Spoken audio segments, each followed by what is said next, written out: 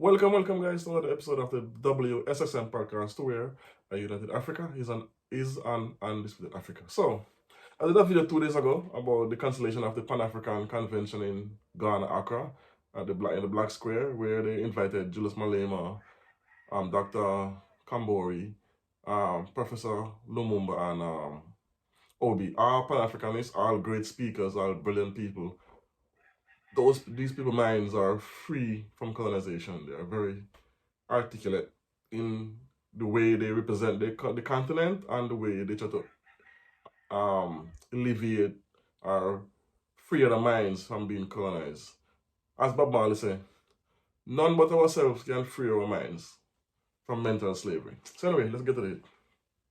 The Ghanaian government released a statement stating the reason why they cancel the event. But let's put on this video. Let me put on video. Let me put this up, and we're gonna read this letter that they sent out for the purpose of canceling the convention. Let's take a look at it. The revocation of permit. We request to use Black Square for the Black Star Line Festival. We write to revoke immediately the permission granted per our letter to the number. That's the most likely the file number, the NOOPPH02, dated 11 November 2023, which approve your request to use the Black Square for the above event. This decision has been necessitated by an unforeseen state event scheduled to take place at the venue. Under the circumstances, the amount of 10,000 Ghana cedi will be returned, most likely, that's what they're saying. Paid by your office for the use of the venue will be refunded. We will get an inconvenience this may cause. So, let's talk about this permit was permitted since November. The owner of the guy who was doing the convention, he put in for his permit and paid his money in November. And whenever they put in a permit to use the Black Star Square Accra, which is a big deal because it's a grand area, it holds thousands of people because thousands of young Africans had showed up for this convention. Just before they canceled it, thousands of people was there, and all the speakers already landed. And that's why they give a press conference. But anyway, so to get the permit, the president has to sign off on it. So whoever brought this permit towards the president desk to sign has to do their due diligence for the date, make sure it does not coincide with any other event, and for the president to sign. And the president have to know if there was going to be a festival on that day, at that place, at that same time. It would have came up, say, oh no, we cannot give you the permit for this day because there is a festival we're gonna keep there and it's gonna clash. So we can choose the day after, the day before, or another date. That was not said. Instead, they up immediately and just cancel. Like 2-3 hours before the event started, they come and send out this letter stating it's revoked the permit. They cannot go ahead with this convention. Mind you, the speakers already landed and they were on their way to the venue. I'm not sure if Julius Malema was there as yet because as far as I'm seeing, he did not land as yet. And it's not that far for him to jump on a plane and reach it. He will reach in time. So but the other 3 speakers already land, which is Chikumbori, Professor Lumumba, and Obi, the Nigerian businessman and politician. So some people want to say that maybe the president didn't know.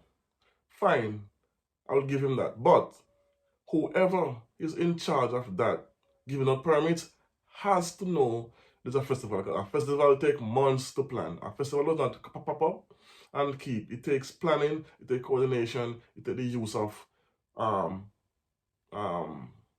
to hold hotel rooms for the guests, for the lineup. It takes people to do like the police officers or retired police officers to do security, or they have their own security personnel. So it takes a lot to pop up. So you can't tell me no one knew about this in November. There was going to be a festival on that same day, 2 months before the date.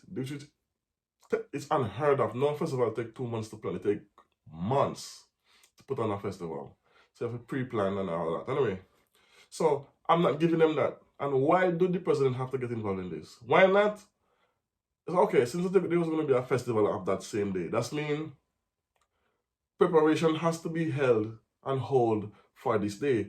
Why not tell them in advance that, hey, there was a clash in the scheduling, so we're gonna have to move you guys? Why wait till the day off, 2-3 hours just before the convention start, to say you're gonna revoke it, there's gonna be a festival? After the people who already have the permit already set up inside the convention, which most likely they had a stage, speakers, mics put up, chairs laid out. You're gonna wait till after all of that to say it's revoked? It's suspect, it's suspicious.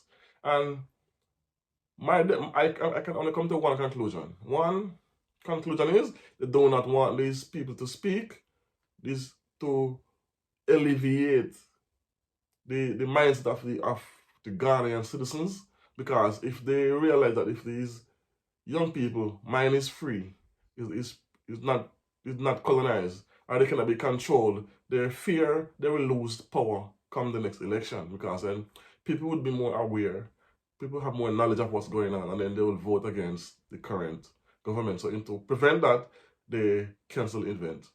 And this is not just this is a big scandal, and this is gonna only shine more light on the Pan-African movement for a government, a president to step in and cancel an event at the last minute. So it's a win-win for me, for the Pan-African movement, and it's a win for the citizens of Ghana to know where their government stand when it comes on to education and elevating their citizens and their people with their lives. They know the government stand, and now the Pan-African have a bigger platform now, because this news echoed all over the continent. So it made the Pan-African movement grew. It also made Professor Lumumba more popular, Dr. Chikombori more popular. Julius Malema is already popular, but they're gonna make him even give an extra boost for his current election this year in South Africa. They have so this also gonna shine a light on Julius Malema as well. And Obi, the Nigerian businessman slash politician, I don't know much about him, honestly. This is the first time I'm hearing of him, honestly, but I've never heard of him, so I cannot say much about him. But I know the other three very well, because I listen to them a lot. So it's a win-win if you look at it on this way, and it's a lose for the Ghanaian government, and they look bad on the continent on a whole. So the president make a big mistake by canceling this, and whoever helped him or whoever came up with this plan to cancel it, which I don't know if they did not thought of the backlash this would have. They must have some, or maybe they did think the Pan-African movement was a small movement, it does not have that big reach, but you make it bigger, because anytime you ban or cancel anything, it shines a light on it.